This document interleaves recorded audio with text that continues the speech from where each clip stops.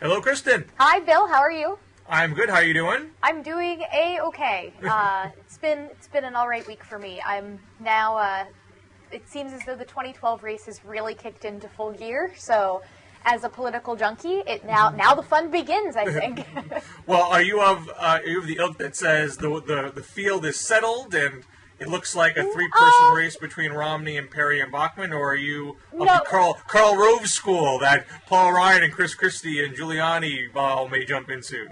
I'm going to take the safer position and say the field's not settled. Anybody could jump in. Because I don't think anybody's really going to hold it against somebody if they say, there's a chance the field's not settled yet. But if I come out right now and say, nope, nobody else is getting in, it's like I'm tempting fate. It's like I'm begging for someone else to get in and prove me wrong. I think that if the field's not set, it has certainly come into focus much more clearly. There has been so much talk up until, now about who will emerge as the Romney alternative. Because there are folks that like Romney, they're okay with voting for him. And then there's everybody else. And everybody else was really splintered between, are you a Bachman non-Romney, or are you a Paul non-Romney, or, what person do you latch on to? And I think now with Perry's emergence, it is popping up that looks to be one of the strongest contenders. Now, he has just jumped into the race, and so there's all this positive stuff out there about him that is only just now beginning to sort of get debunked. I mean, I guarantee you, as you and I are taping this, there are journalists and researchers from every campaign getting on planes, going down to Austin, and figuring out how to poke holes in many of the good things that Rick Perry will have to say about himself. But, with Pawlenty dropping out and Perry kind of surging to the front, I think it's coming into bigger focus rather than being set. Well, I think perhaps you don't spend that much of your week on the liberal blogs. But as soon as Perry got in, there's just been a flood of liberal blogging trying to upset the narrative that Texas is some sort of a golden story about job creation. And argument's really been led by a non-blogger or honorary blogger, Paul Krugman, who's done a couple of columns over the past few months sort of preparing for this moment to say that the Texas story is not all it's cracked up to be. Think Progress has practically been Perry Central lately. I can imagine. So you're seeing all sorts of different lines being taken, that the jobs a lot of them are low-wage, no-benefit jobs, that Perry's a job poacher, not a job creator, that unemployment went up just like everywhere else in the past 2 years, so it's not even that there's been this fantastic job growth there. A lot of the job numbers he cites are over a 10-year period, not necessarily a 2-year period.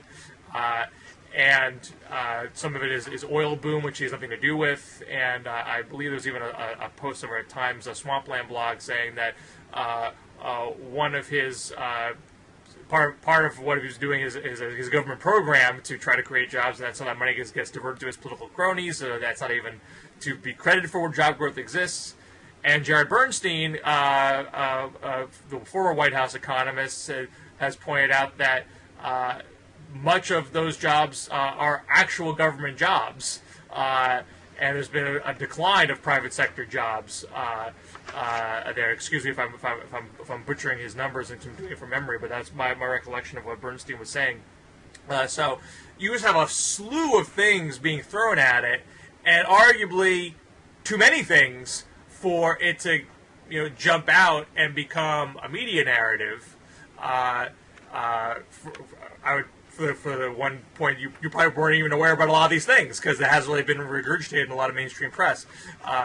And I don't know yet if someone's going to latch on to one or two of these things and make that well known, or, as Kevin Drum pointed out, being a buzzkill on the left, I mean, he listed every one of these things in a blog that's been put out there, and then ended up saying, even if all this stuff is true, it's still hard to tear down someone who's had, net job growth, regardless of the quality of jobs, regardless of how they got there.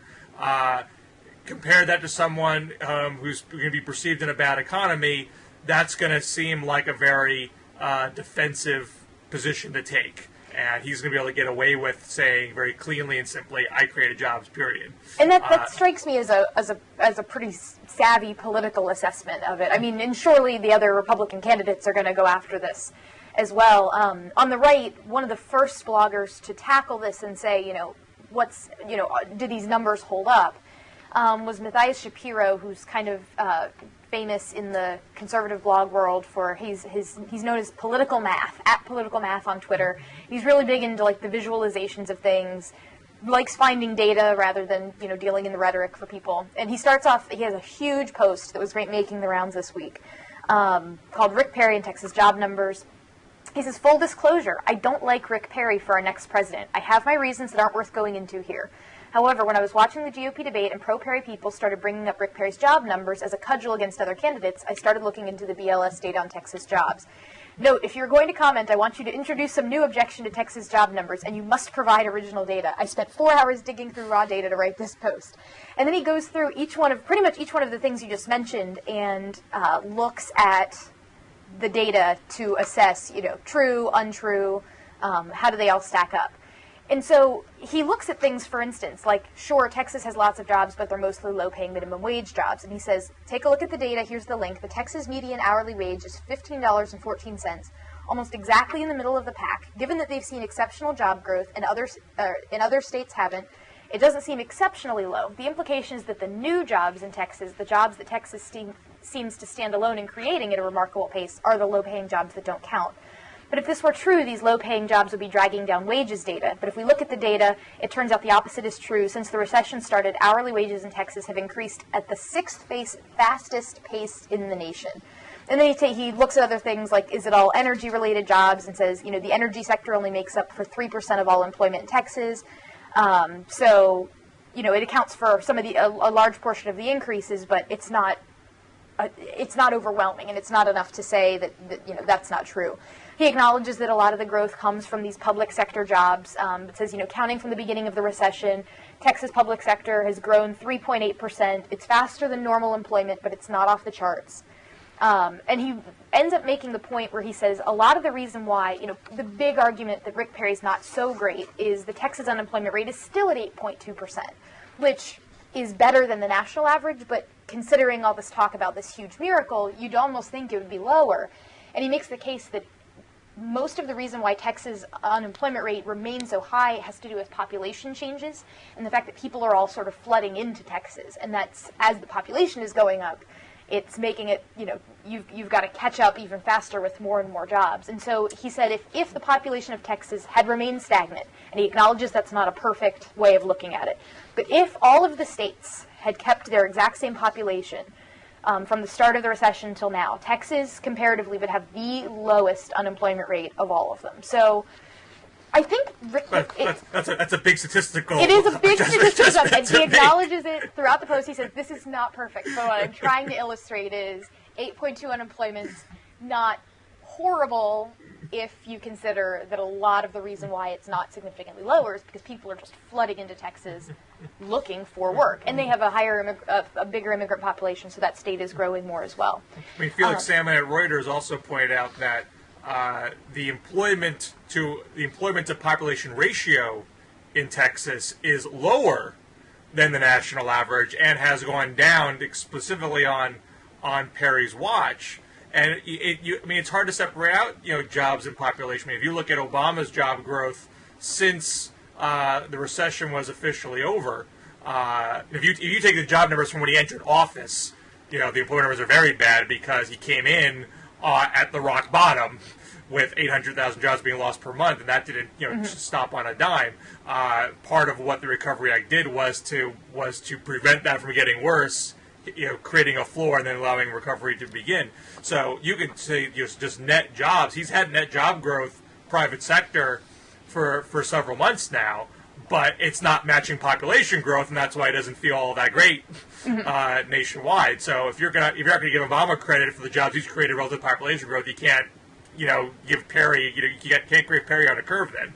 Yeah, that's one of the big things is if you're going to, you can't say that there are some folks who are trying to say, well, maybe Perry doesn't necessarily get credit. you either have to blame, you have to give people who are in control credit and blame for the economy, or you have to sort of uniformly not give them credit and blame for the economy. That it's, both Republicans and Democrats may try to play both sides and say, like, well, Obama's going to get credit if there's a recovery, but Rick Perry doesn't get any credit for jobs growth in Texas. Or, on the other hand, Republicans saying, like, Obama is terrible, he's to blame for a recession, but then I don't support Rick Perry in the primary, so I'm going to diminish his ability to have created jobs in Texas because government doesn't create jobs. So it's an interesting little rhetorical thing that I think both sides, are they going to stay consistent in offering credit and blame to politicians based on the unemployment rates over which they presided? The other big thing that Rick Perry is going to have to deal with is the Bush effect. Is he George W. Bush the sequel? And that's been like another big point that's come up since he jumped into the race. He kind of sort of came out the gate immediately with some cowboy rhetoric about the Fed being almost treasonous. He took a lot of flack for that from Bush administration officials over those comments. But I actually wrote a post for the Huffington Post for pollster.com about, is Rick Perry a national or a niche candidate? Is he somebody who has been really successful in Texas, but his vibe is just not going to fly outside of the Lone Star State? And if you look at how he performed with swing groups in Texas, so not looking at how he performed at the base, but looking at how he performed with swing groups, Perry's actually done relatively well, and he's done well, he's ran about equal to where John McCain ran in 2008, and his standing among swing groups like independents, like Latinos in Texas. Initially I heard some Republicans saying, oh, well, Rick Perry does really well among Latino voters in Texas, so maybe this will help him branch out. He actually runs about as well with Latino voters as did House Republicans nationwide in 2010. So the major thesis is that... And that wasn't very good. Yeah, it was Perry won 38% of Latinos when he ran for re-election for governor in 2010. So my major point was that I don't see him, it's not as though independents hate him and he only wins by just churning out some huge conservative base. On the other hand, running as well as John McCain did is not going to win you the presidency. That's sort of a really low bar to set. So he will have to do better among swing groups if he wants to really be a national candidate that could be contended with were he to win the nomination. I just want to cite briefly, there was a Nate Silver post at the New York Times 538 blog where he said that Perry ran worse relative to other Texas Republican candidates on the ballot, to suggest that he's had his issues in Texas. And the Democratic Strategist blog picked that up and said maybe if his jobs record was all that good, why would he be doing worse than other Republicans in his state? And that's maybe not quite in sync with what you're saying, but it's sort of in the ballpark. Well, and he's using, to his credit, I think he's actually using a better comparison there because he's using other Republicans in the same year in the same state. I was trying to look more at presidential data, but again, it's really tough to compare off-year gubernatorial data to presidential level.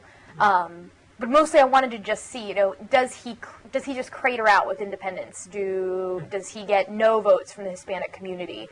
But I also wanted to temper a little bit of the excitement that I was hearing from some conservative bloggers who were saying, like, oh, he can assemble a coalition as if he were, magic. And so... I think if he wants to be a serious candidate, he is going to have to pivot out of running the way he runs in Texas. And there's a post by Eric Erickson at Red State, who, no fan of Mitt Romney, says this is still Mitt Romney's race to lose. That conservative bloggers are very excited about Rick Perry, but that no Huntsman, no Paul,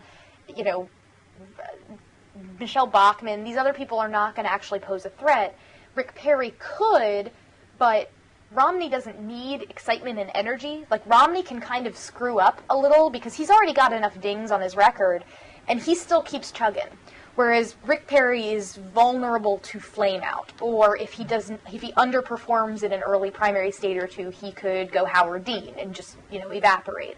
Whereas Romney's got the endurance machine built. So I think that's we'll see. Can Rick Perry build a nationwide endurance machine, or is he best left running for governor of Texas?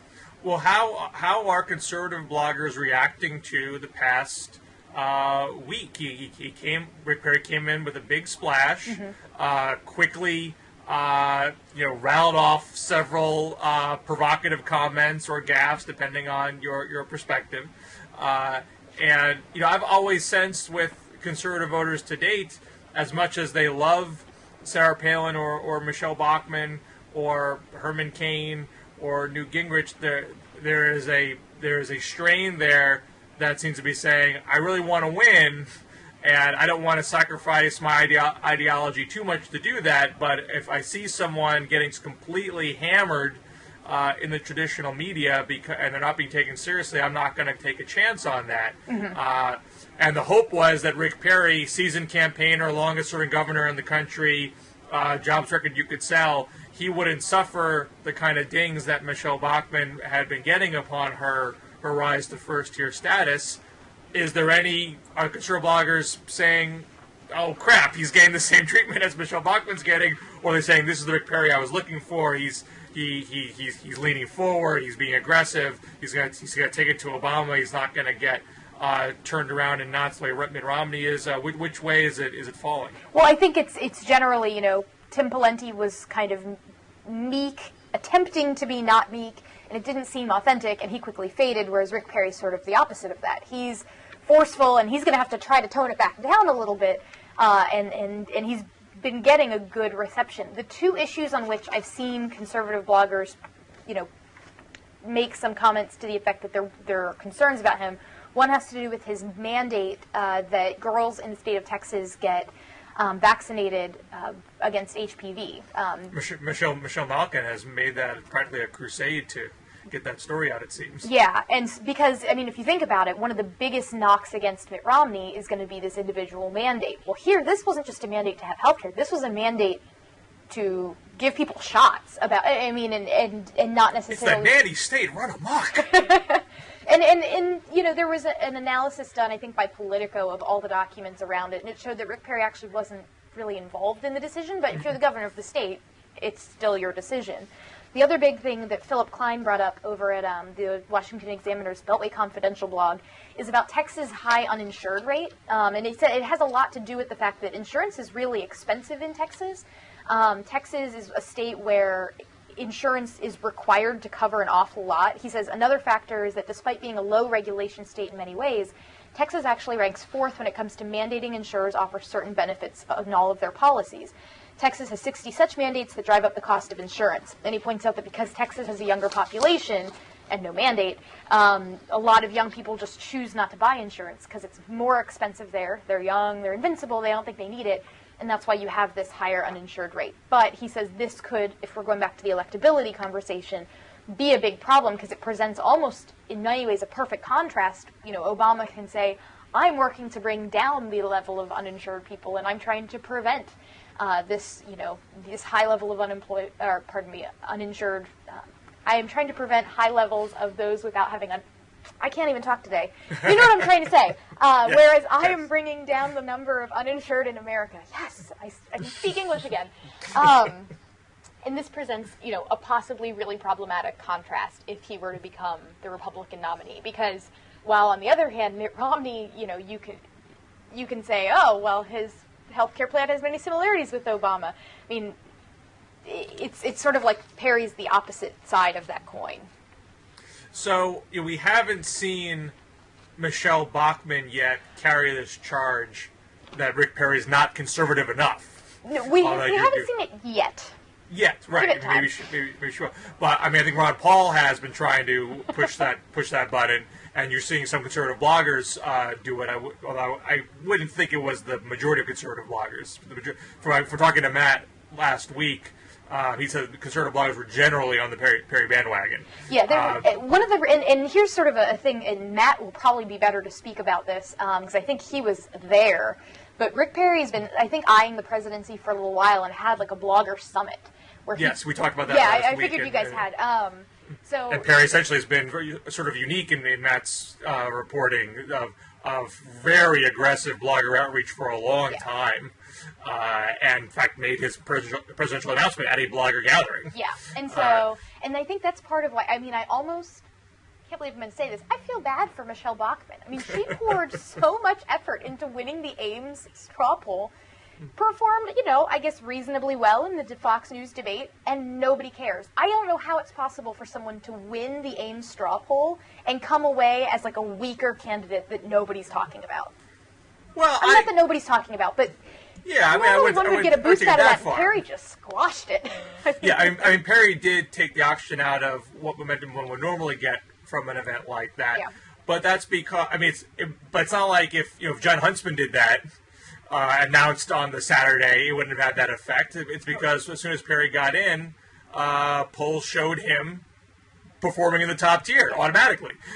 So there was some sense that this was a guy that you did have to take seriously, regardless of what one straw poll. And a straw poll is not an accurate reflection of what's going to happen on election day. So I don't think it was wrong of the media to give Perry attention. Although I would say I think the media's criteria on who they give attention to at a given moment is completely arbitrary and often irrational. Yes.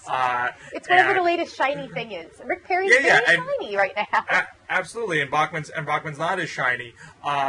But if I think Bachman gets more attention having won than, say, Ron Paul, if he won. Ron Paul came in close. And the Paulites are moaning that why isn't he's only a few hundred votes away? Why doesn't he get similar attention?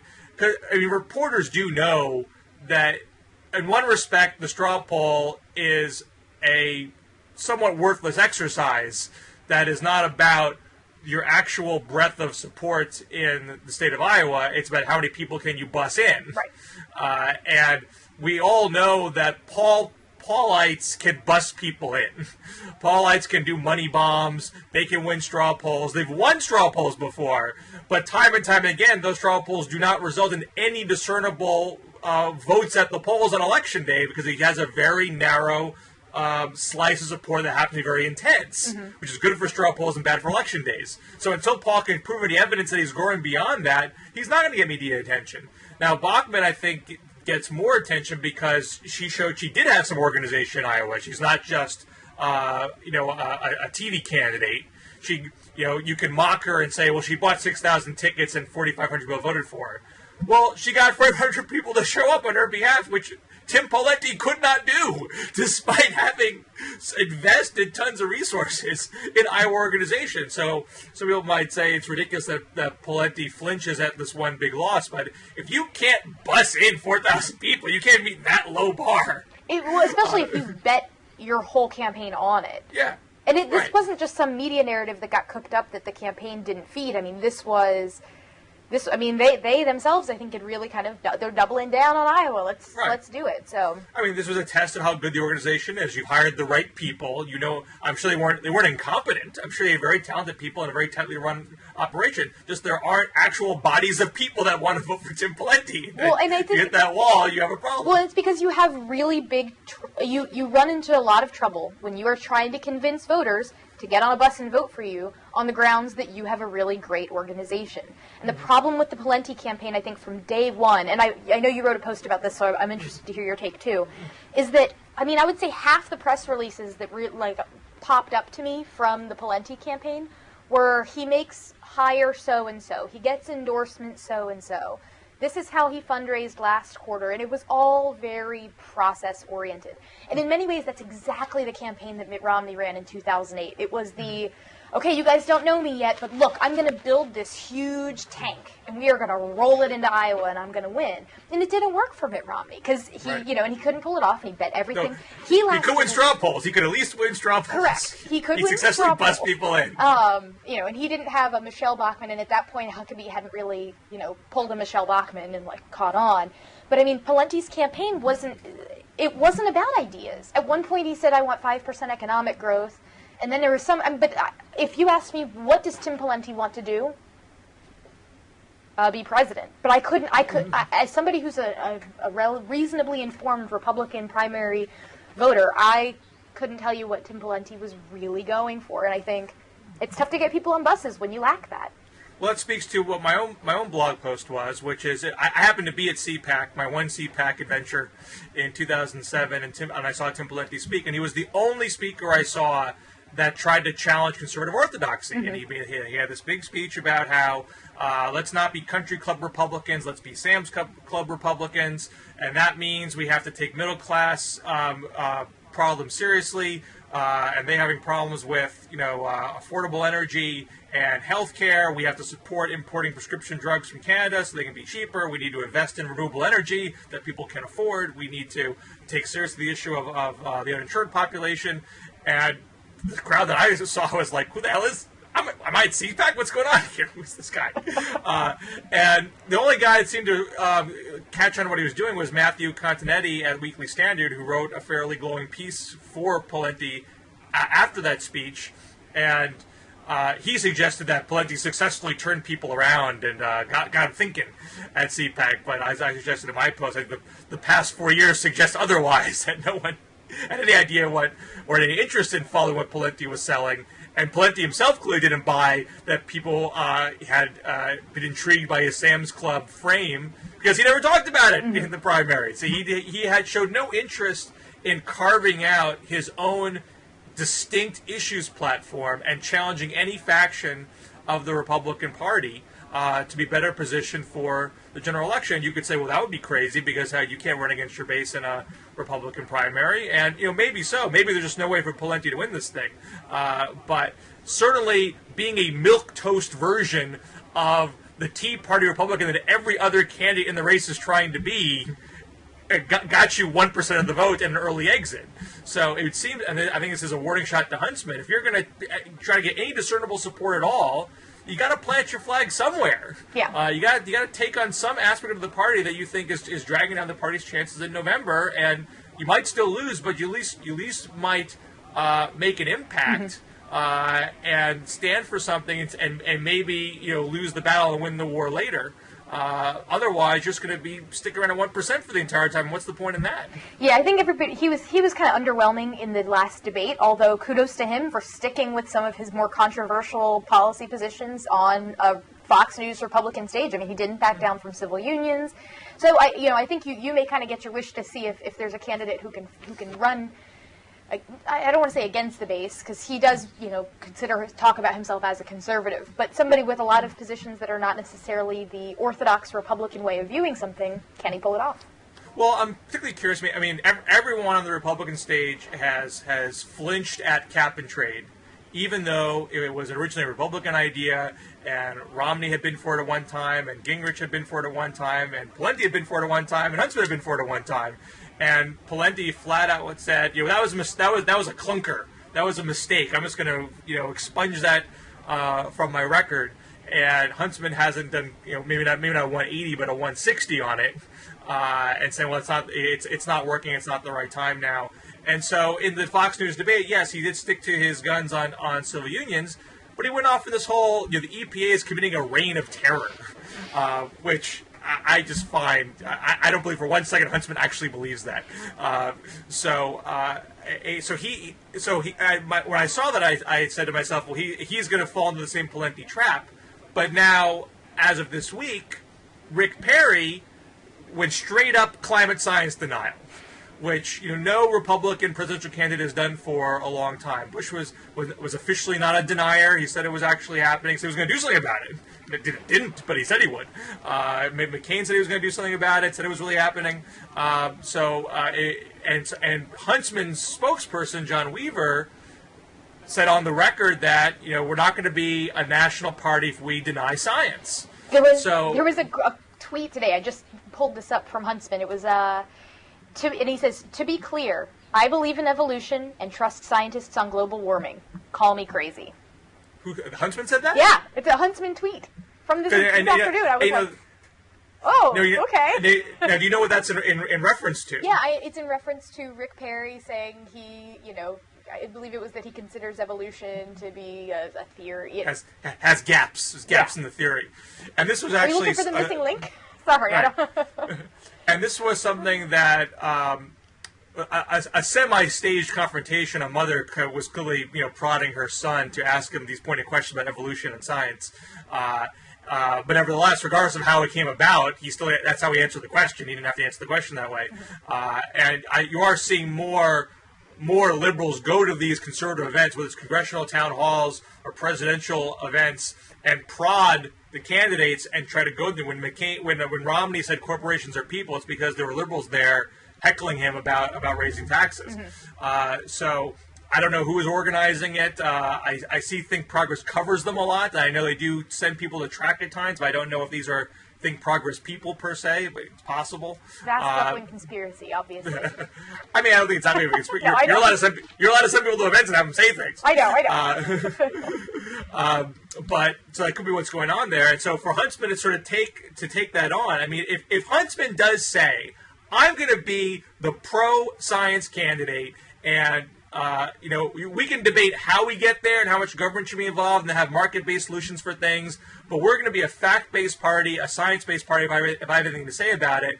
If he took that fight on, I think he would, I'm not saying he'd win, but he would get more than 1%. I'm sure there's a constituency of Republicans who is actually pro-science that Huntsman could appeal to if he had the guts to take that fight on. And I think that Mitt Romney is the person who would be the most nervous about that, because Romney's also come out and said, I believe climate change is happening. I believe that mankind is playing a role in it. I don't know how big that role is, but I believe it is. And so that's that. I mean, that's out there. Mitt Romney has said that. So there is another mainstream Republican candidate whose take is not a climate science. He believes that climate change is happening. He believes mankind has a role in it. So Huntsman's not the only one, although I can guarantee you will not see Mitt Romney make this a centerpiece of his campaign. Right. Huntsman, maybe he could. Right. I agree with that completely. We have only a little bit of time left. I know we both have to run. Let's talk about Obama's jobs tour and its relation to deficit reduction, the super committee, quickly. Certainly, the news of the past couple of days has been that he is about to announce a bigger jobs package than he has previously put on the table as of this year, but tie it to even bigger cuts in the deficit, bigger than what the super committee is legally tasked to accomplish, to pay for whatever jobs proposal he's going to produce. And since put an extra level of grandness on whatever a grand bargain might look like. And you're seeing on the left, a fair amount of left, I'd say, inherent skepticism about the strategy. I mean, most prominent liberal bloggers are disinterested in any kind of grand bargain. Digby in particular was incredulous. Jed Lewison at Daily Kos, who often is more sympathetic towards Obama, just that I don't think this is going to work. If you put that compromise on the table, it's just going to, all the job stuff's going to fall by the wayside, and you're left with the bigger cuts that you don't want as a standalone. But Jonathan Cohen of the New Republic was saying more hopeful that perhaps this might even have a shot at dislodging some of the Republican recalcitrants. If you can get the debate to be about jobs and to have opposition to your package be the anti-jobs position, when there is such fervor in the country about the job situation, that might actually box Republicans in, force them to say, how can you walk away from a package that is going to be, significant net deficit reduction and be sold as creating jobs at the same time? That's the hopeful take on it, but that's, I'd say, a minority take in the liberal blogosphere, not the majority take.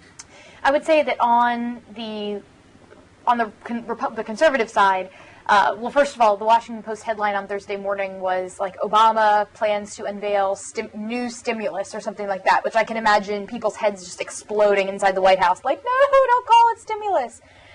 Because that's the big point that you're hearing from conservative bloggers. Oh, this is just more stimulus. How can he possibly think that more stimulus is what we need?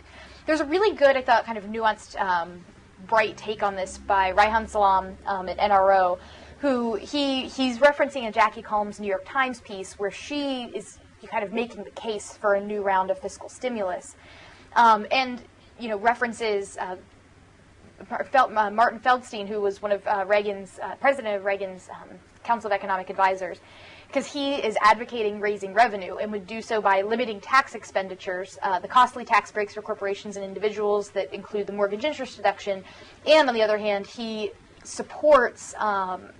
He advocated for stimulus initially, but not the sort of stimulus that it wound up being. So the stimulus wound up being a lot of like plugging big gaps in state budgets, rather than and trying and sort of masking over the insolvency of a lot of states rather than investing in infrastructure and doing the sorts of things that presumably an infrastructure bank or a next round of stimulus would be.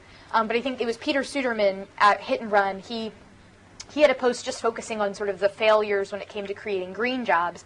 He said, here are some lowlights. Last week, Obama toured, to much fanfare, a Johnson Controls plant in Michigan, where $300 million in conservation grants produced 150 jobs at a cost of $2 million per position. In Seattle, a $20 million federal grant for home weatherization has retrofitted only 3 houses and created 14 jobs. And he says, as the job creation rhetorical wars reach threat level 5 in Washington, it's worth remembering that the problem with jobs initiatives, green and otherwise, is that creating sustainable, productive jobs, the kind of employment that lasts and adds to the nation's productivity, is a hard thing to do. And there's no reason to think that government bureaucrats, torn by a mob of competing political interests, are somehow better than private sector operators. On the other hand, I've heard from folks like Reihan the belief that, look, if we're going to spend money on infrastructure at some point in the next 10 years, we've got all these roads that are in disrepair, we've got all of these things that need to be done, you may as well do it now when you can borrow at really low interest rates.